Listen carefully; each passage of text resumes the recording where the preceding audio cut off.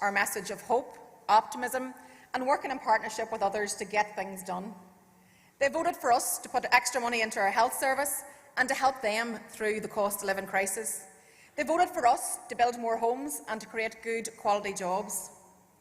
I campaigned to lead a new executive as a First Minister for all, and I meant what I said during that campaign.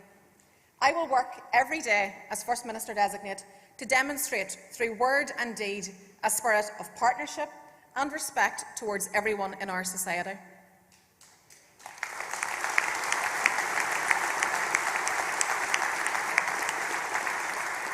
You see, for politics to work, it must be inclusive. And that means the institutions of the Good Friday Agreement must work, serve and deliver fairly and equally for all of our citizens and all of our communities. My commitment is to make politics work, to make it work for everyone and to lead an agenda for change through partnership, not division. I want to cooperate across party lines and I want to deliver in government by working with others who also want progress. So our mission is to deliver on health, housing, education and jobs. We need to put money into people's pockets to help deal with the cost of living crisis. We need to agree a budget and an extra £1 billion into the health service to reduce waiting lists, to support cancer and mental health services and recruit and retain more doctors and nurses. Since day one after the election, Sinn Fein has stood ready to form a power-sharing government. We have been ready to work with other parties and to serve all communities. It is so wrong that progress on issues affecting the daily lives of people are being put on hold because one party refuses to accept the democratic outcome of last May's Assembly election.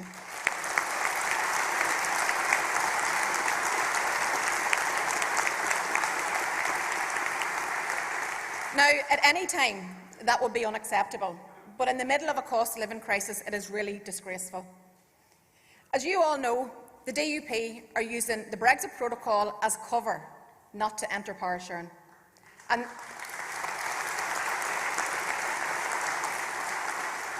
you also know that the real reason is because, as an Irish nationalist, I will be at the helm as First Minister, and everybody knows it.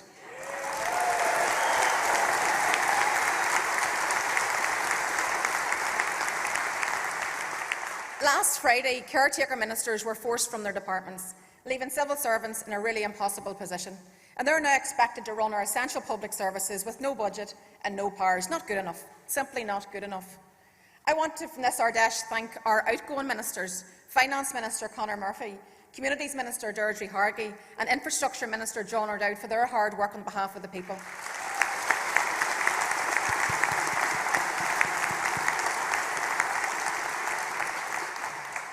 Back in May, people voted for change. Yet the DUP and the Tories offer only disruption, dysfunction and chaos in Belfast and in London. The British Secretary of State repeatedly said that he would set a date for an election should the DUP fail to restore power sharing. Yet come the day, come the hour, he backed down and he failed to do anything whatsoever. And he's left the people in limbo with his indecision and his dithering. He needs to now step out a very definitive pathway on how we're going to restore an executive instead of fuelling the instability and the uncertainty. So if an election is called, we stand ready.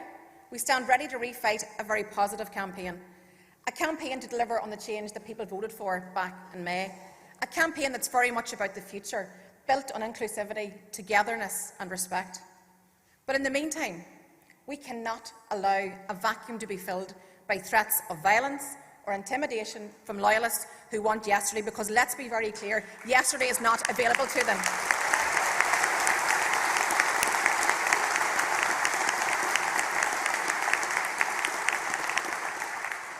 From this Ardesh today, I send all of our solidarity to James Nesbitt and Professor Colin Harvey of Queen's University.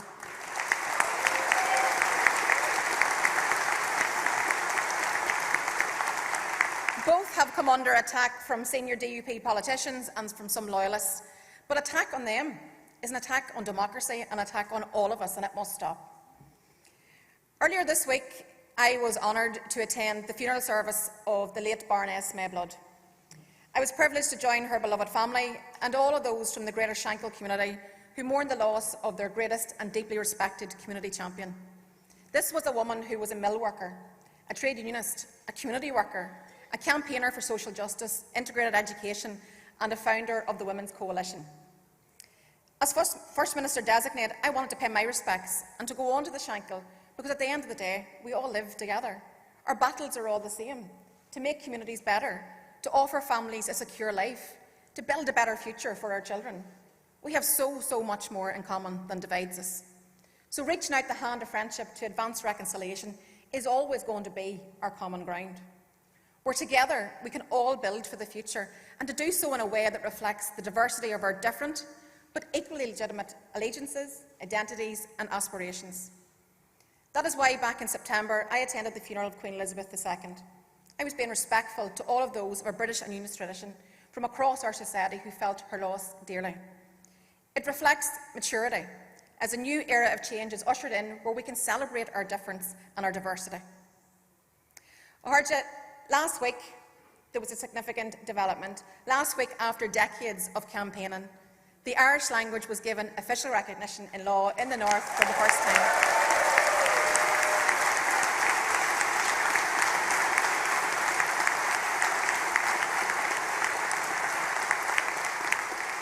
Tá ach Gaeilge agin anish. This will mean that Gaelgory will have guaranteed protections in law and the legal right to access public services through Irish. You see, resistance to rights has failed. Let's not diminish each other's culture and identity. Let's cherish each other's difference.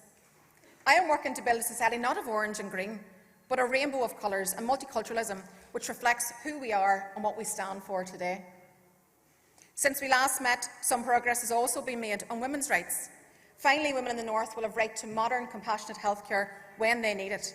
And those services now need to be put in place, because a new generation of women will not abide a repeat of the failures of the past, particularly whenever it comes to our healthcare.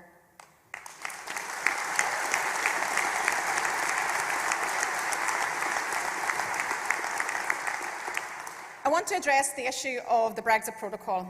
You see, it's an irrefutable fact that the protocol is working, and that Jeffrey Donaldson is incapable of accepting that is the case. He has now been rebuffed on numerous occasions in the past week about his misleading claims, including scaremongering about vital medical care. I heard you. Jeffrey just doesn't need a fact check. He needs a reality check.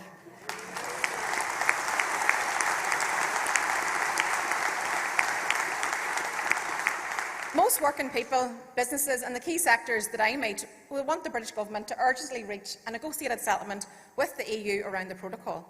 They want certainty and stability so that they can invest for the future, taking full advantage of our access to the EU single market and the benefits this brings to our economy. We welcome, very much so, the unstinted support of the White House and Congress. This was reaffirmed in a call between President Biden and the British Prime Minister last week. We must defend and protect the gains of the Good Friday Agreement and the need to reach a negotiated agreement with the European Union. We welcome the new British Prime Minister, Rishi Sunak, meeting with the European Commission President, Ursula von der Leyen. And what we all want to see now is a deal to be done to make the protocol work better. But for the avoidance of doubt, neither the Assembly or the Executive has any mandate or role in those negotiations. So to hold back power sharing in the meantime is simply just to punish the public. It's reckless and it needlessly polarises our society and our politics. So my clear call today is for London and for Brussels to propel the protocol talks and for Downing Street to demonstrate the political will to get a resolution.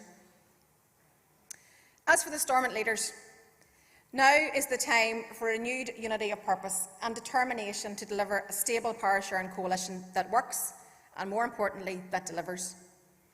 Next April will mark 25 years of peace and the signing of the Good Friday Agreement, and we'll spend time reflecting on the transformation of our island over the last quarter century. But we will also take the opportunity to look forward and imagine what the future can hold. We are now in the decade of opportunity.